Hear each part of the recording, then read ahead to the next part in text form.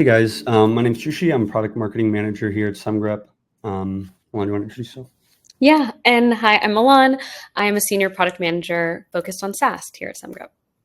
Yep, and I'm also the PMM for SAST, and so we have a lot of deep knowledge and experience talking to customers about running their SAST programs and their AppSec programs at organizations of all different kinds of sizes. Cool, so quick agenda. What we're going to be talking about today is kind of the state of the world right now, and how, quote, shift left SaaS tools, where they succeed, also where they fall short. And then the the bulk of this presentation, we're just going to be going over our guardrails approach to SaaS, how it's similar to shift left, but also the key ways that it's different, how it impacts the developer experience. And Milan is going to go over how specifically in our product, it's very, very easy to adopt and deploy like a guardrails approach to SaaS at your organization, whether it's 50 people or 10,000. And then we'll have a quick section for Q&A and point you guys to some resources at the end as well. So quick plug of our mission at Semgrep. Our goal is to profoundly improve software security and reliability for organizations of all sizes across the world. Oh, sorry about that. Okay, so the state of the world right now with shift left is generally that it doesn't really work for most organizations. And it's really due to some core misalignments between development teams and application security teams. And so the first misalignment is incentive. P0 for developers is always hitting release dates, not fixing security issues. Now, that's definitely not to say that developers don't care about writing secure code, but it's not their first priority, and it's very important to remember. And the second misalignment is expertise. So developers often don't have deep security knowledge. If you think about kind of the average CS career, especially recently, it's a very saturated job market, which just means there are way more junior developers out there than senior developers. And if you really think about kind of the standard path most people take, they kind of go from studying computer science in undergrad to working at a tech company. And I think one thing, if you ask your developers, that they will definitely agree with is that the scope of what we expect from developers today, in terms of what they need to know and different technologies they need to be familiar with, it's such a large scope of things that it's pretty unreasonable as a security team to expect that any developer has a deep knowledge of like secure design and secure coding practices, right? And so in many cases, these engineers are building products that handle very sensitive information. They touch millions of people's lives every day. This is why it's such an important job as an AppSec person to help developers write secure code. And shift left as it stands today is not really about helping developers. It's more about letting them know when they've made a mistake. And that's obviously a key part of the equation is bringing issues to developers early on. But there's this other key component, which is like, how do you help them remediate? And that's kind of the gist of Guardrails is all about.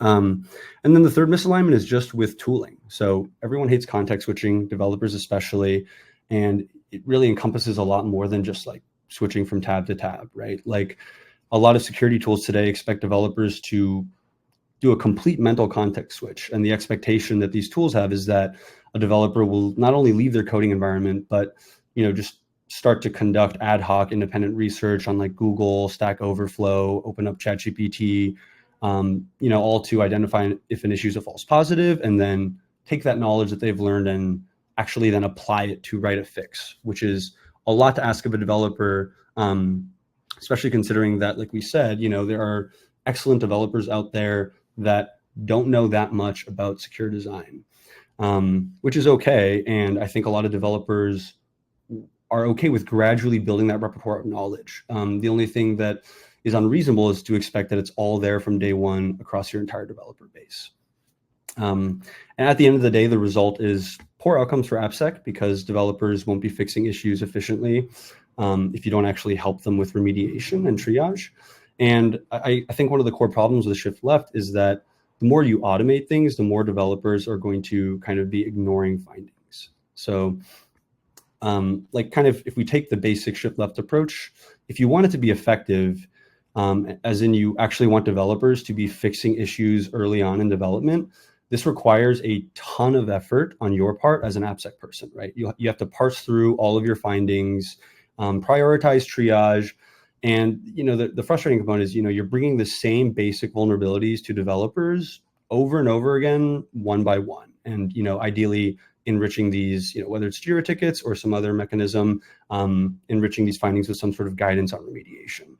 And that's the core problem with shift left, is that the more you try to automate this process, the less effective your program will become, because now developers are dealing with more noise, less guidance, and as a result, they're just going to ignore more issues. And so really shift left is just giving you the option to kind of move along the spectrum of how involved you want to be and shift the burden of false positives and inactionability when it comes to findings to developers, which is broadly not helpful, especially because you could be slowing developers down, and even worse, damaging their trust in not just their security tooling, but the security side at your organization. And so we really want to partner with developers. We don't want to have an adversarial relationship. And so if we look at this slide, this first box, right, surfacing security issues to developers, that is the very easy part, and it's a thing that a lot of tools can help you do. The second box is what's really difficult. How do you make it easy for developers to actually fix issues on their own without any handholding? And it's incredibly important that we don't just find a tool that can automate this first part. We don't just need a tool that can automate the alerting of developers. We also need a tool that can help automate and streamline like the actual triage and remediation processes that a developer will go through. And again, a developer with the underlying assumption that they have very little security knowledge on their own. And so one point that's very important to us to communicate is that developers care about shipping quality code, and this includes secure design. So if you show a developer a security issue in their code, you prove to them that it's exploitable and high risk, and you give them instructions on how to fix it. If the developer is still going to choose not to fix it, then I would say that you have like some bigger problems than like your security tooling, right? I think any developer worth their salt cares about their output, and they care about shipping secure code.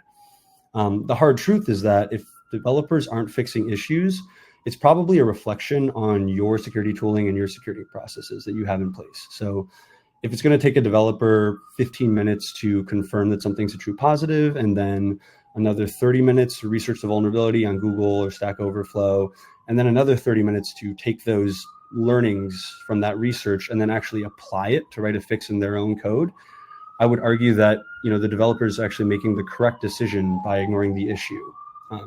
Sorry, there is a siren outside my apartment right now. And so again, we just have to remember that P0 for developers is hitting release dates and shipping code. And so when a security issue is surfaced to a developer, whether it's automated or not, they're doing a mental ROI calculation in their head, and they're asking themselves questions like, how much time is this going to take me?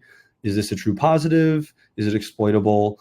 What is the opportunity cost of what I could be doing instead? And so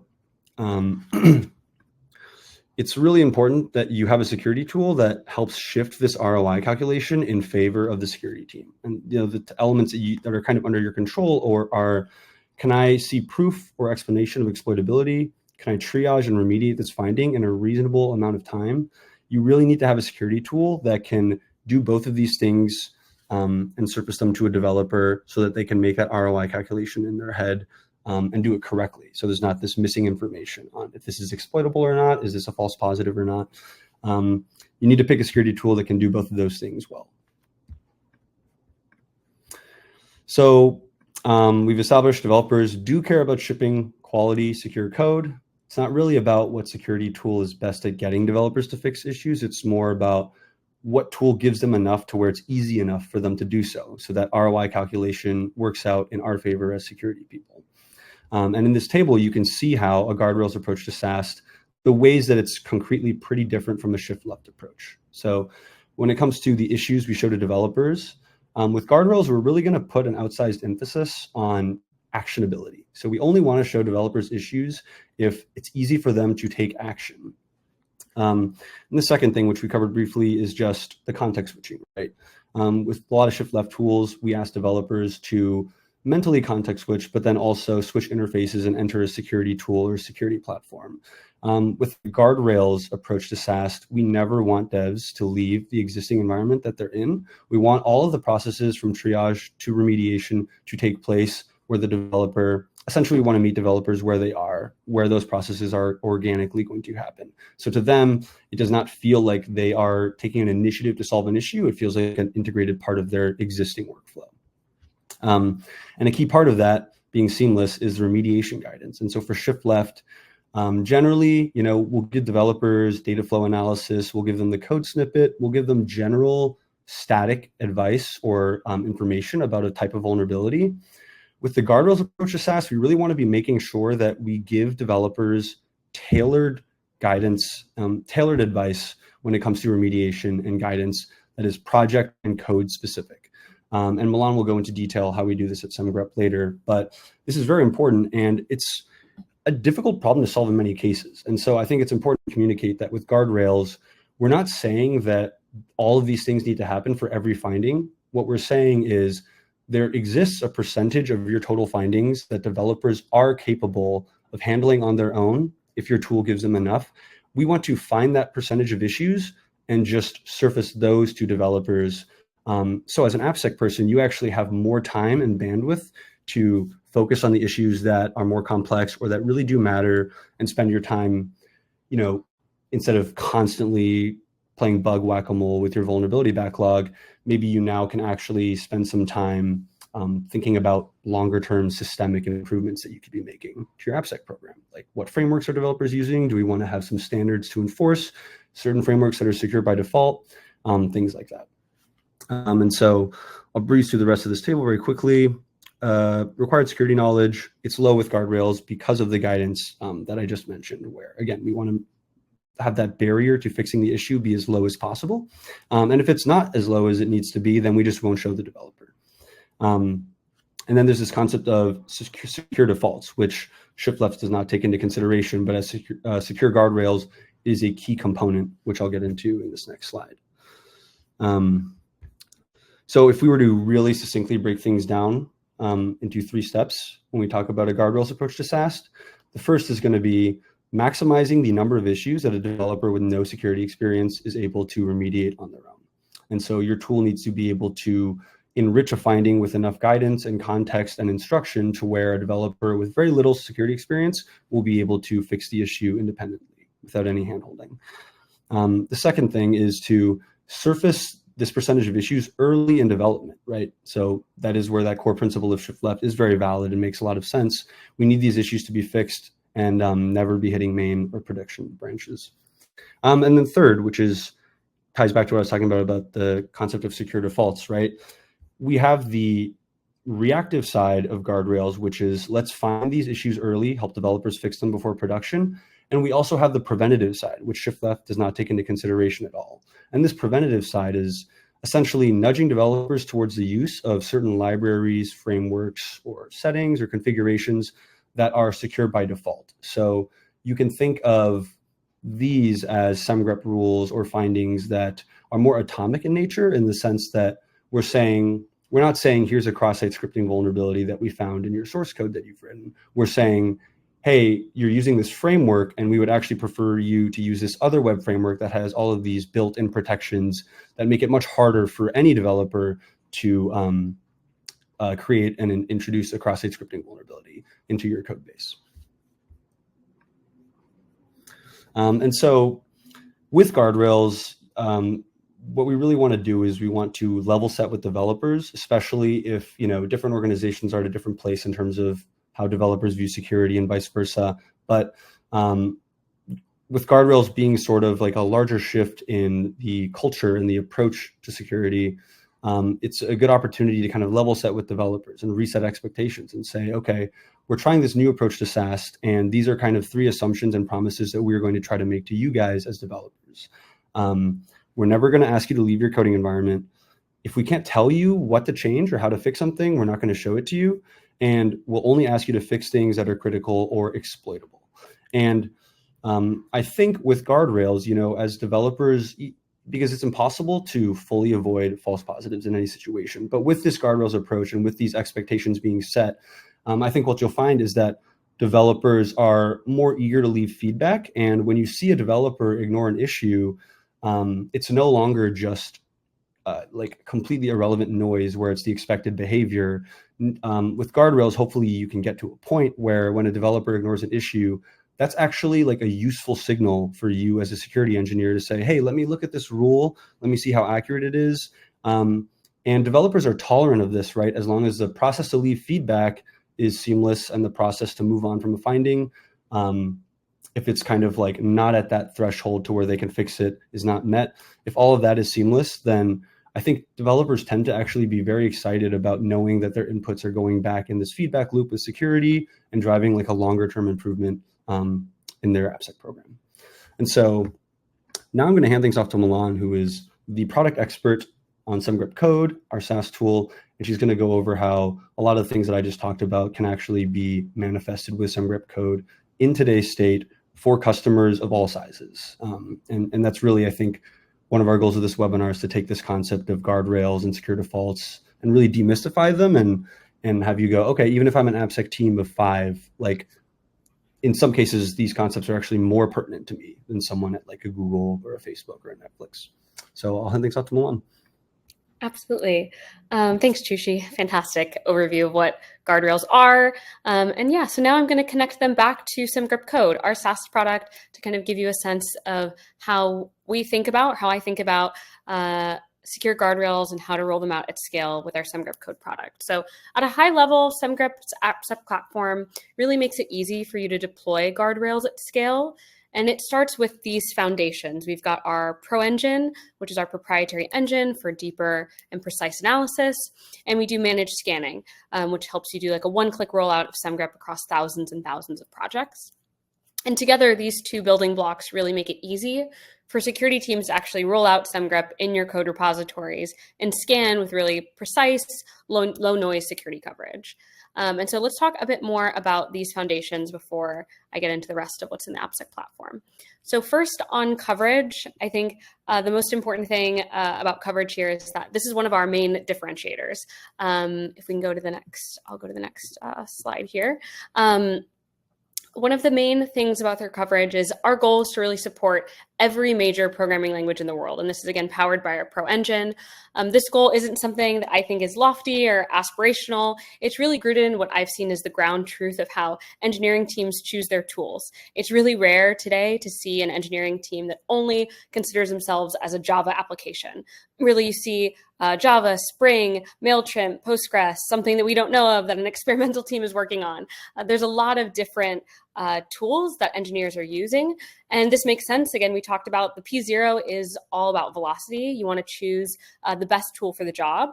And while that's a really great thing, again, for feature velocity, it can become really, really difficult for security teams to actually find a tool that covers all of these different technologies and new frameworks. And so that's why it's really important to me that Semgrep continues to provide really robust, precise security coverage across a broader variety of languages. We support over 30 languages out of the box and hold ourselves to the OWASP top 10 standard for our security coverage. And really what this means, I think, for the security team is that we're providing an out-of-the-box experience that's ready to meet modern engineering needs that we see today.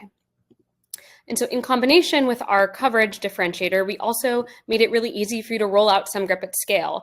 Our dear friends here at ClickUp provided this quote where they had a fantastic rollout of Semgrep using managed scanning. They were able to access all the functionality that I'm about to describe when it comes to guardrails across their entire fleet of hundreds of repositories in a matter of minutes. They didn't need to do any complicated compilation. They didn't need to ask repo owners to commit specialized workflow files. It was just seamless. They literally did one click. We at Semgrep manage all of the rollout and management of scans. And in their own words, they said Semgrep managed scanning just takes care of it for us. So all of this, again, is very easy to roll out and set up. It's really as simple as that. And so now getting into guardrails about what makes Semgrep Code's approach unique, I think we take a two-part approach to how we think about guardrails. There's the first part, which is about how do we fix issues today, and then how do we actually prevent issues that come up tomorrow in the future. And so the first part, how do we fix issues today, at a quick high level, and go into each step in detail. First, we detect a vulnerability. So again, using our precise analysis coming from the Pro Engine, we're in right in time using managed scanning. We can detect, let's say we detect a cross-site scripting vulnerability when your PR is open. Then Semgrep guides a developer to fix that vulnerability. We'll provide step-by-step guidance, like Chushi mentioned, to make it easy to understand how to fix that. And ultimately, the outcome for the engineering and security team is that issue is prevented from hitting production. That's a great workflow experience. Secondly, Semgrep also with Guardrails helps you prevent issues for the long run, for tomorrow. Say, for example, we detect a use of an insecure web framework in your IDE in VS Code. Instead of continuing to use that framework and creating an issue across the code base, we'll nudge a developer to use the preferred framework, your standard that you've implemented as part of the security team or an industry best standard. And we'll nudge you to use that preferred framework with built-in cross-site scripting protections. And then by default, future cross-site scripting vulnerabilities are prevented by construction. So this kind of two-pronged approach, I think, helps you not only address the issues that are on fire, that are burning today, that you need to prevent from going out into the wild, and also sets you up so you can have a secure culture within your engineering organization by preventing these vulnerabilities by construction. And so I want to take a bit more detail and take what does this look like, this guardrails concept look like from the perspective of an engineer. So this is the first step. So let's take a look at this example. This is an example SQL injection that Semgrep detects in a PR comment. Here, Semgrep provides the key information that an engineer will need to understand. It's what the vulnerability is. This is SQL injection, and it's while they're developing. It's in their PR, while they're opening their PR. And they also get a view of the data flow graph. So this is a complete data flow graph that tells you a bit of the proof of the exploitability. It's not just the final line that we detect. It gives you a bit of how a user could actually exploit this kind of vulnerability. But like we've mentioned before, it's not good enough just to find stuff, even at PR time. It's really table stakes for a SAST tool, in my opinion, to be able to find high signal results. We also need to be able to help guide engineers to fix those results. And so this is an example of how we're using Semgrep Assistant, our AI-powered assistant recommendation, to be able to use code context, past developer behavior, and security team guidance to actually provide step-by-step instructions for how to fix these kinds of vulnerabilities. In this example here, we're showing how to sanitize this kind of user input using the JSoup library, and it gives you how do you import this library if it's not imported already, how do you sanitize this parameter variable, and introduces the developer to this .clean function if they're not familiar with that. And all of this kind of taken together helps them understand how to remediate these kinds of vulnerabilities. And lastly, we can even provide them in some cases a suggested code fix. So we'll generate this as a good starting point for engineers to be able to use this in their final implementation. They can sometimes commit this outright, like in this example, or at least this provides them a good place to start to teach them how to properly parameterize SQL queries and prevent SQL injections in the future. So this overall is the kind of guidance that we're looking to provide when we talk about secure guardrails. We're not only, again, just showing you another result, but we're meeting you where you are. We're giving you enough context so you understand how it's exploitable. Then we're providing you step-by-step guidance for how to remediate it, and even a potential code fix. That way you can remediate it even faster. And so this overall, while this workflow may sound nice, there's real stats behind it between customers that I've helped use our assistant functionality. Overall, I closely track engineer and security team engagement with Semgrep Assistant. We have almost a 97% agreement rate. That means if assistant thinks that a finding is a true positive, something that's real, 97% of the time, the security team and engineers agree that it is a true positive. That is something that they think is worth spending the time to remediate. So our engine is providing things that are pretty precise. And then similarly, our remediation guidance, that step-by-step guidance and code fix, is pretty helpful most of the time. 80% of the time, when we ask for feedback on did you find this thing helpful, people say that it actually helped them remediate the vulnerability. And overall, we've seen that this actually impacts organizations quite strongly that kind of adopt this secure guardrails approach. Customers with Assistant enabled have 2 times the fix rate as organizations that do not have Assistant enabled. And that really, we talk a lot about secure guardrails, but for me, that's the real impact of rolling out secure guardrails at scale. If you can show results to developers, meet them where they are, show them results that are real, that you know are exploitable, and provide them guidance that's tailored to their environment. Perhaps unsurprisingly, we've seen that this translates into a meaningful increase in the security of your organization's software. And like Chushi mentioned, there's a real ROI to that. It's not just for show. You can put a dollar amount on the dev productivity that you increase by shifting more results to engineers sooner, and by providing them this tailored guidance.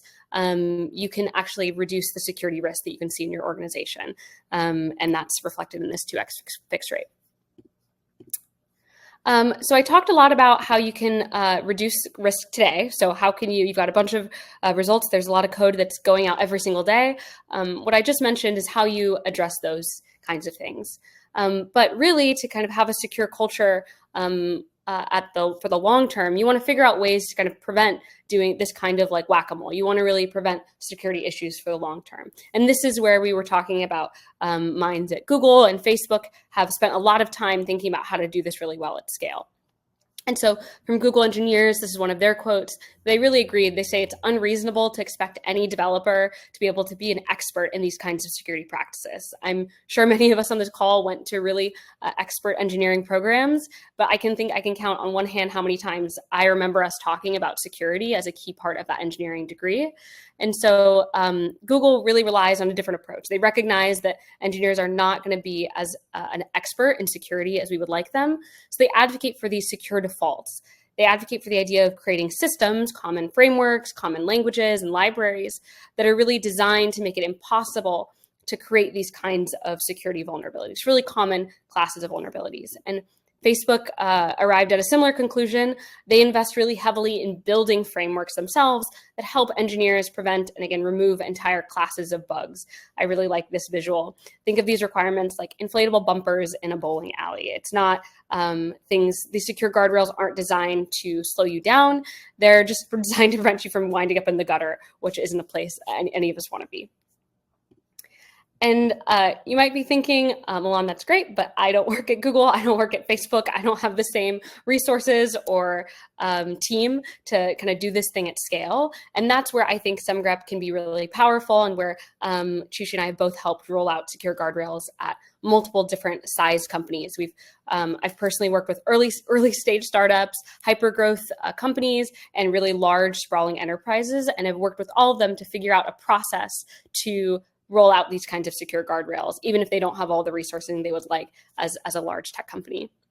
And so here's some, I would say, concrete examples of preventative guardrails that our customers have deployed. So one common example, enforcing the use of a specific RBAC function before user-facing operations, making sure you don't allow anybody, you only want admins to do a certain kind of behavior, make that a kind of a Semgrep rule that you roll out.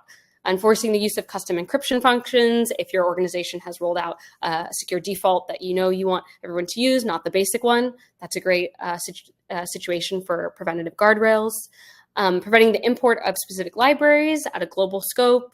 The use of hard-coded secrets. I think this is a great one if you're trying to build trust with your security teams. Hard-coded secrets are a pretty known vulnerability that both engineers and security teams agree on. That's something that shouldn't be in your code base. So just prevent the use of hard-coded secrets, and pointing them towards your specific secret manager that you have in place. And lastly, providing just good documentation and reminders when new API routes or other kind of sensitive practices are added. And I want to emphasize these things are not only possible with Semgrep, but I think they're actually easier to implement, especially for smaller organizations. And we've done this in a number of ways. I think one thing that's made this particularly exciting is the recent release of assistant memories. This is where you can personalize your guardrail guidance and code fixes using human language. This isn't some advanced thing. This is just in your own language. You can customize what a Semgrep rule looks like. So one concrete example is you can take any one of our thousands of Semgrep rules that we have in place today. You can adjust it. Say you have a secret finding that you want to always point to your own version of Vault. You can write in your own words that exact guidance here, save it, regenerate the guidance, and then instantly across your entire security fleet, that guidance will be reflected in every single time a secret vulnerability gets shown to your engineering. So this makes it really easy for you to be able to not only roll out these kinds of secure defaults that were really previously only accessible for the Facebook and Googles of the world, but makes it really, really tangible for you and for your security team. It's not a high effort, but can have, again, big long-term impacts for your security organization. And I've spent, again, quite a while talking about things from the engineering perspective, how they'll view and interact with Semgrep, but I did want to touch on how the security team will manage all of this at scale. I think Semgrep provides a really great building blocks to be able to manage what developers see and at what time. I recommend everybody start putting all of our checks in monitor mode. This ensures you can run Semgrep silently without notifying any of your engineering team, but you can track to see what are the most common vulnerabilities that we detect in your code base, what are the things that automatically get fixed that are already good practices in your organization. And once you start to get that signal of what are the things that are already fixing, or take things that are pretty non-controversial, maybe it's SQL injections in your organization or hard-coded secrets, start to show those to developers, start surfacing them as PR comments or in your IDE. And then over time, you can see how those statistics perform. You can see what's getting fixed, what isn't, and you can start to tweak and adjust your rules. Say, for example, you start to surface secrets findings to your developers, but you see they're confused because they don't understand how to remove those from your code base. That's a good time to use assistant memories to try to guide them towards the good default practices for how to remove those from your code base. That kind of healthy feedback loop, I think, can help both security teams and engineers work together to figure out what's a good developer experience at your organization. And then over time, once you come up with a good set of principles, say, for example, again, take SQL injections. You never want to see those in your code base. You never want to see a secret in your code base. You can start to leave blocking PR comments. So then this PR cannot be merged unless this is addressed. And that can start to set more security standards, again, across your organization once they're developed in partnership with your engineering teams. And I think what this workflow really demonstrates is the process of increasing the amount of issues you bring to engineers over time as you get more confident in the rules and in the workflow. Creating secure guardrails is a process at an organization. If you get a tool and immediately throw everything to your engineers, that's going to feel like a fire hose, and that's not going to be a good experience. This allows the security team to control what gets surfaced and really be the architect behind all of this behind the scenes. And not only will you be able to architect the developer experience, you can track how well you're doing over time. I think this is kind of the last but most important piece, in my opinion, of what this feedback loop looks like between security and engineers. Not only are you able to track how well each individual rule is performing, but you're able to get kind of these summary metrics. You're able to see, I've got these two here, pretty simple and straightforward, but how many of all the findings that you got in the last month were shown directly to engineers versus went directly to the security team? And then of the ones that went to engineers, how many of those got fixed? Are they fixing them regularly? Are they ignoring them? And you can slice and dice this. So is there a certain business unit that's performing better than another? Create some kind of competitive culture within your organization, all kinds of really interesting things you can get to do once you have this kind of data. And once you see things going well, I think one of my favorite parts about working with folks is once you have these wins where you see people starting to fix common vulnerabilities, you can report those wins upwards, report them to executives. This is very consumable and easy for them to understand how the AppSec team specifically is contributing to the overall organization and bringing innovation to the technology team as a whole. And so with that, that's what we have to share. The key takeaways of what we've both talked about today.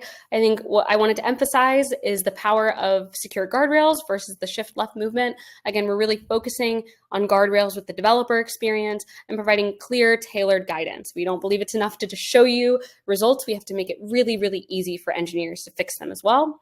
And we've seen this provide very successful in Semgrep Code. And organizations that have adopted this kind of secure guardrails approach see a 2x higher fix rate than organizations that don't.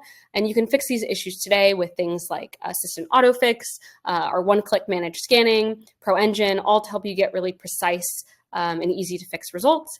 And we provide really good guidance to help you build out secure defaults so you can prevent issues tomorrow and over the long term.